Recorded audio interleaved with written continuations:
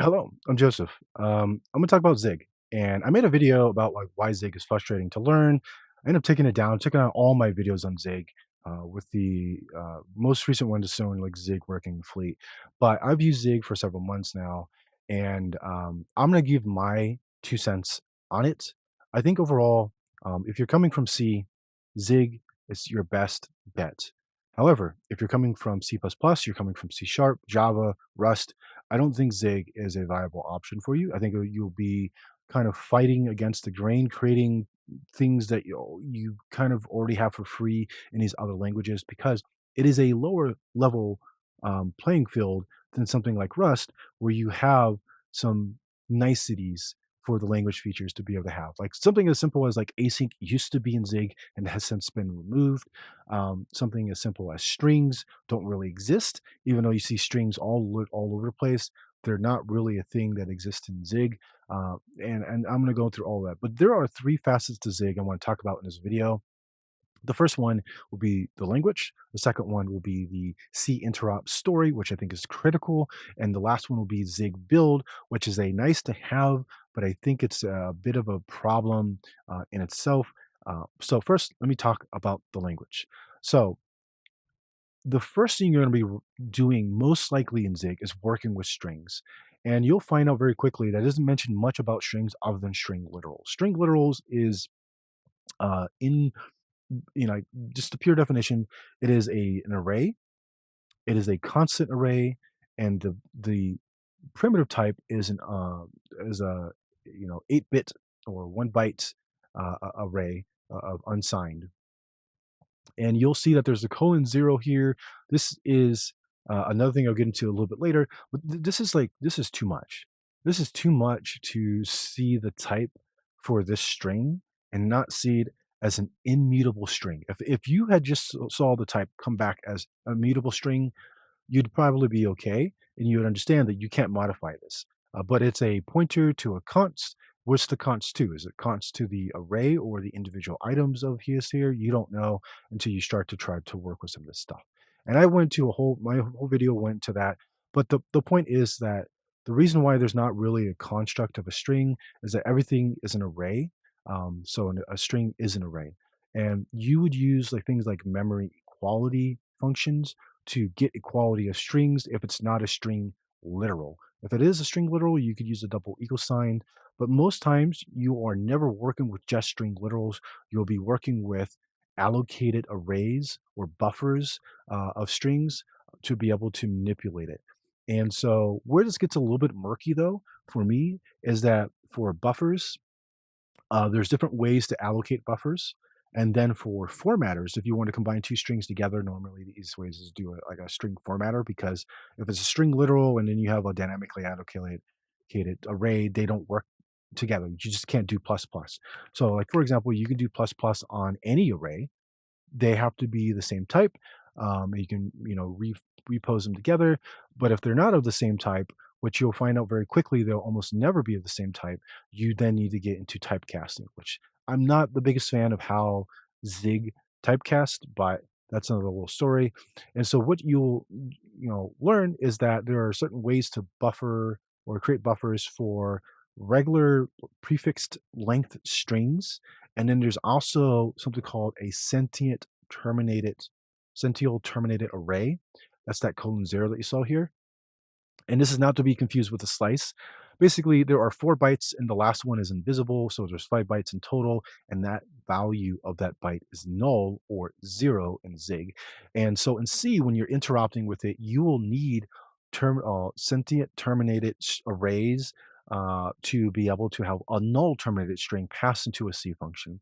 These are not binary safe by nature, but this is how many old C functions used to work with strings. You would just give them any unknown length, they would read until the zero or null value, and then that is how they would consider, do the length of the string because you're passing in a pointer of that. If you're using buffers, this also becomes a bit of a pain point as well, because depending on the buffer slash formatter that you're using, it does or does not work as expected with null terminated arrays. So that's just my first little stick, is that there's just no concept of a string. Everything is an array.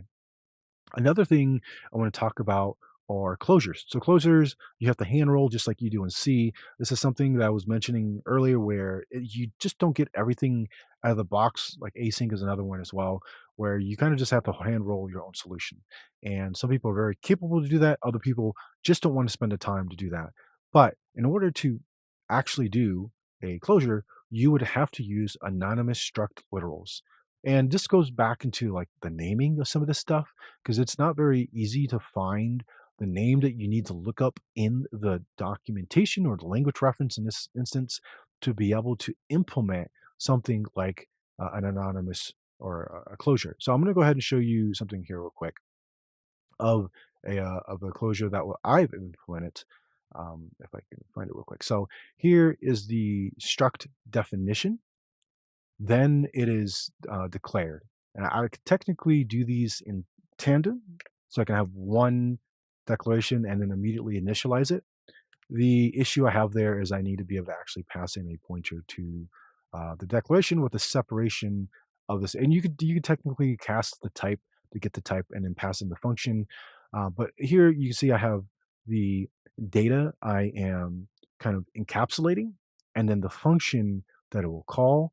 Now, if you are yelling at me for any opaque, I have to explain myself real quick. There is a thing called comp time in Clojure that's kind of like generic. So it's the kind of easiest way to kind of explain it. And you can get typed information. So like my callback actually have some type, but then the context that I pass in uh, is also any opaque, which then I have to recast back to itself of the struct to be able to successfully call it. The reason why I'm not using comp time in this instance is that this gets passed through and defined like several times over 7 times over, sorry, and comp time doesn't work beyond 1 depth of type definitions. So it doesn't know after the second pass through what the actual type I'm passing through anymore because of how comp time is, set up. And I've not found a good way to work around that in 0.13, and I think 0.14 it was even worse. I couldn't even get the damn thing to compile at all. So I revert to any opaque, which is void star in C, and then I recast it using the casting semantics in Zig there. So you get that, that's the kind of point that I'm trying to make here for that. So that's it. The last thing we'll talk about are return types. Um, in the very first beginning part here, you'll see that Zig just has a exclamation point void. You can literally return to whatever you want in Zig as a function type or a function return. This here is is like a pipe, and it's returning a union of the this specifically is any error or void, so it returns nothing. Um, this was kind of a pain in the ass to learn. So you can see the errors that it talks about and how you can return either a specific type of error from a function, or you can return any error using that little asterisk there, which it makes sense as like a piping symbol because then you have a union, and if you work with any functional languages, you kind of know what a union means. But it means that you can have multiple types returned, as many as you want. And I'm going to give you an example of that here that I've used.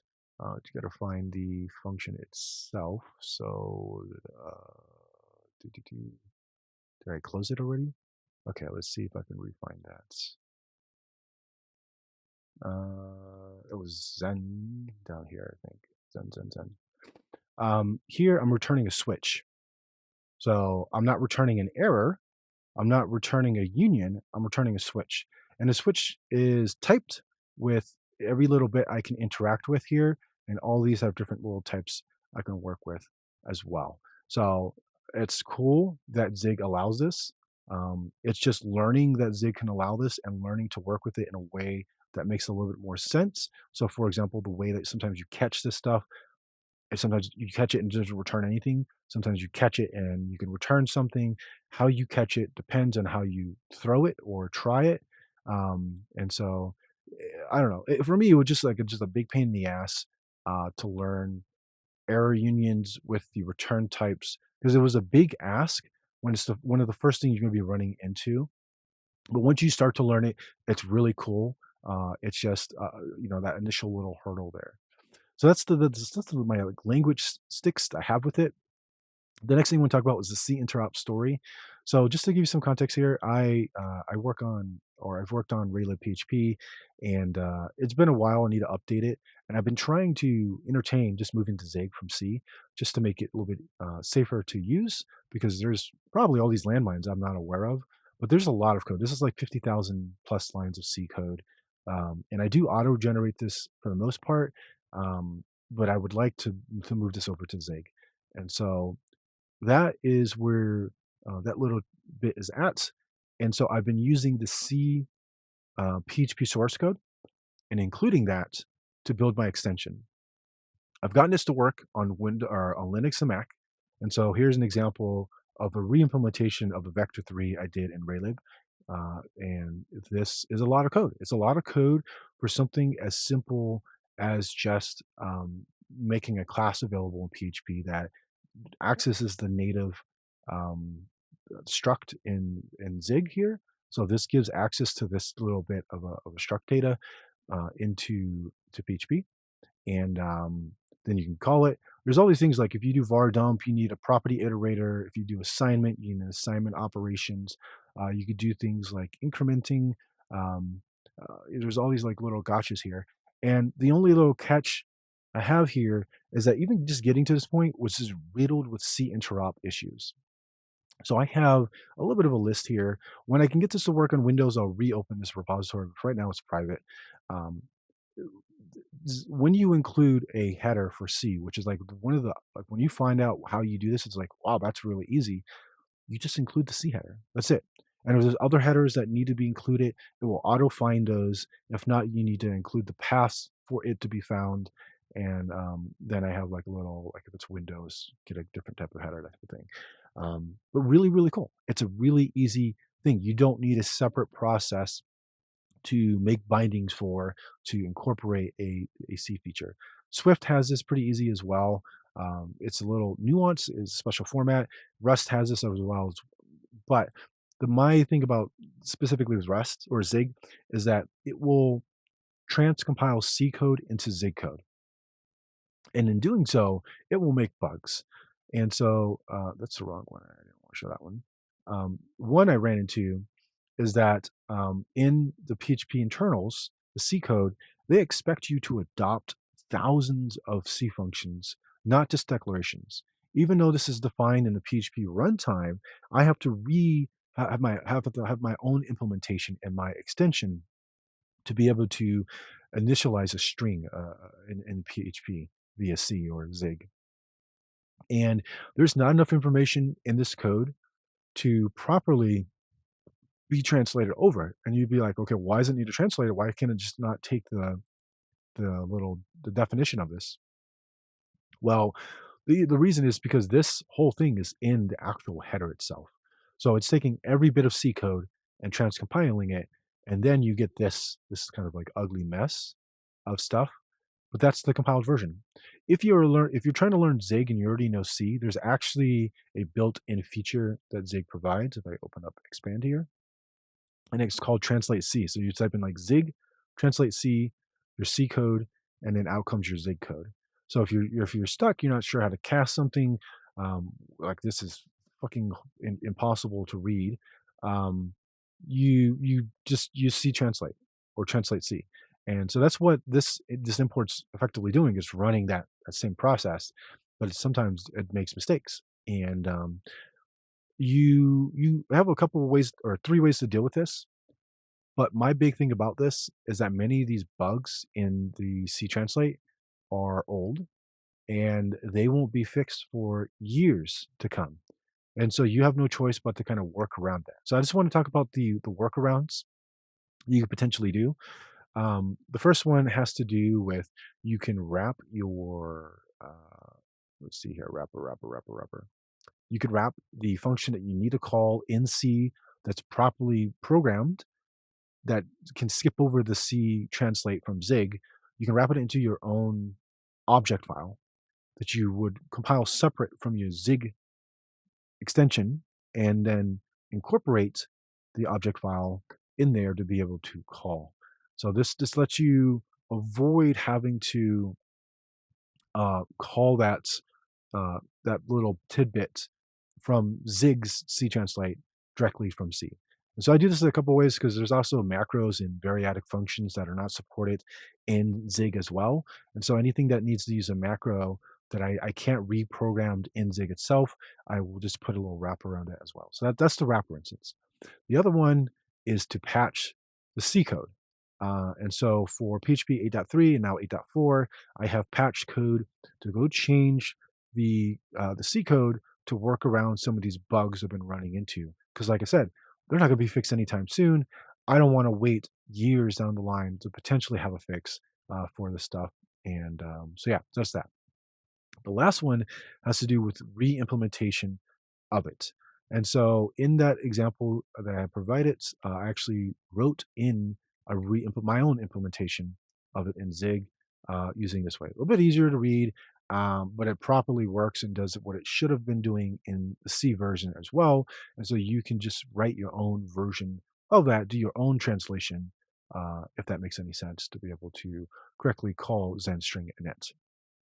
Then that's it. Now, there's one thing I have an issue with, specifically with atomics. That's kind of like a non-fix, which is why I have it disabled in that patch code. If I did really need access to atomics, Zen does or Zig does have access to atomics. It just doesn't know how to translate it with the C translate layer. It was added as an after fact, and so it just needs to go back. Someone needs to go back and add that in. This would be the correct way to do that. But you would go into your C import, which gets changed all the time, and you need to manually patch it every single time, which isn't not an enjoyable process. Okay, so that's the C translate stuff. I think is really cool, but also is riddled with bugs, just like it would be in Rust. By the way, this specific bug here, I actually ran into with Swift as well. Swift seemingly does what Zig is doing, but it's all binary. It's all behind the scenes. I have no way to potentially look at the Swift code it generated, I have no fix for it other than do that wrapper instance where I make a separate object file, compile that different outside of Swift to be of that call in Zen string in it. So it's not unique to Zig, but these are things that happen in every language. Zig is not the whole point of that where C translate just makes a lot of sense. It's just how easy it is to use. You don't need to learn all this bullshit in order to get C interop to work. It's just include the C header, you're fucking done. If you can include the library, the Zig build system lets you easily do that as well via command line or via Zig build. Now, the last bit I want to talk about is Zig build because this is where there's a lot of promise, but it's really rough. So Zig build comes in two flavors. It becomes a flavor in the CLI. Zig ships with Clang, and with that, you can compile to cross compile to Windows, Linux, and Mac, even WASM for the web. You don't need anything else. It's all packaged together with Zig. You don't need Microsoft Visual C++ compiler. You can use Zig, and you can target the CABI for MSVC without needing the compiler. While that is so awesome to hear, the catch is many times it's not practical. You need access to static libraries. You need access to headers that Zig cannot ship for licensing issues or reasons, and you have to install Xcode on macOS and get access to them. You have to install Visual Studio 2019 or 2022 to have access to those static libraries and headers. Once you get access to them, you can copy them to your Linux machine and then do the cross compiling. But until then, you don't have direct access via Zig to those things, and you need to go get the machine for that, install the SDKs for that, grab those specific libraries and headers, and then copy them back into your Linux machine to successfully cross compile without MSVC, without Xcode, which is basically this glorified Clang at this point. Um, but yeah, it's a pain in the ass to deal with, and so that's I think that's the crux of it. Now, for me specifically, I'm stuck or still trying to work around getting the PHP extension in Zig to compile for Microsoft Windows successfully. Like, I can get it to compile, I can load it into PHP runtime as a DLL, I can call to it, but there is a bug happening with specifically, some text reverse implementation that I did as a test. Let's see if I can find that here, which is there's not much code here. This is all it is, and so there's some bit of it that's causing a problem that's crashing it, on Windows specifically. And then I'm also trying to get PHP 8.4 to work, which needs a different patch file. And then some of this, there's a bunch of stuff that's just fucking breaking. It's not even funny. So I'm running Windows 11, and the SDK for the PHP on Windows does not work in the current release because there are certain things that have been removed in Windows 11 that makes it not possible to build out PHP on Windows anymore. It's been patched, but it's in like the master branch, and I don't know. It's just like I'm trying to get 8.4 running before I do a release for Windows, and then I'm having all these issues just trying to compile a fucking extension on Windows in the first place because the SDK is broken on Windows 11. It's fine on Windows 10, but I'm using Windows 11. Anyways, that's it. That's all I'm going to say for Zig. I think if you're already using C, it's a no-brainer. But if you're using these other languages, maybe just adopt Rust. Um, and it's not to say that Zig is a worse language than Rust. It's just that there's already a lot more already available to you that you don't have to build up yourself. And yeah, if you guys have any comments, please leave them down below. Then till then, take care.